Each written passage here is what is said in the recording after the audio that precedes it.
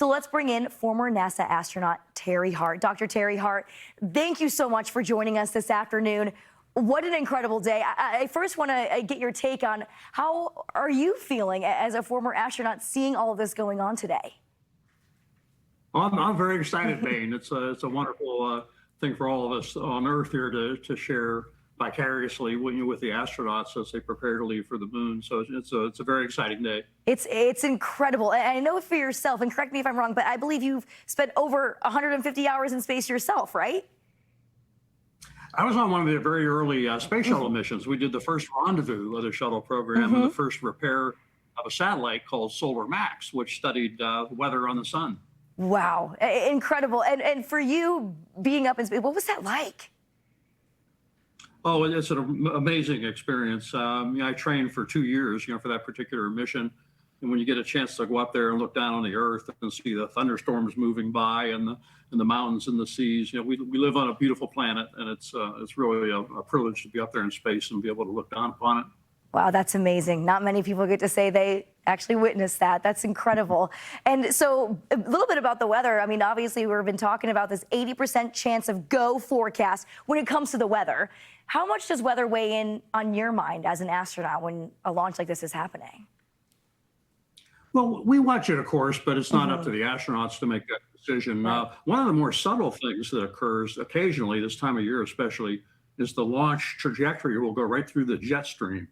And we've had occasions where we've had to cancel a launch where the weather was perfect to all the spectators on the ground at any rate, but because of the way the stresses build up on the spacecraft, the launch vehicle as it goes through the jet stream, sometimes we have to cancel them. But I think we're beyond that on this one. They start sending up balloons 24 hours before, so they know if that problem is going to occur.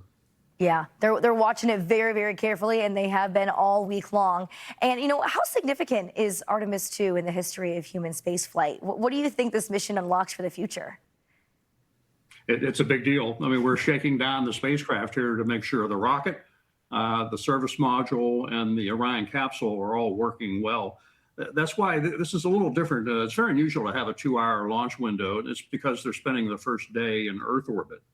Where they'll be checking everything out, and then if everything looks good, they'll go ahead and use the service module to start their insertion into what we call TLI, translunar insertion maneuver, which will then take them 3 days later to the moon. Wow, and with your expertise and your experience as well, I mean, in a situation like this, you're trusting thousands of people between engineers, scientists, meteorologists.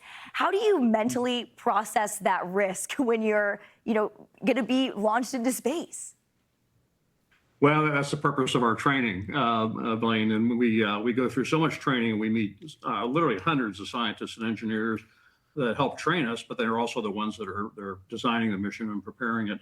And you achieve such a level of confidence in them that your focus really on this day when you launch is to be calm, cool, collected, and do your own job as well as you possibly can to make sure the mission is going to be a success. Yep, you got to focus on that training and what you can do. Well, it's going to be an incredible day. We're really excited. Thank you so much for chatting with us here, Terry. We really appreciate your time this afternoon. Again, that's former NASA astronaut, Dr. Terry Hart. Thanks again. Great to meet you, Blaine.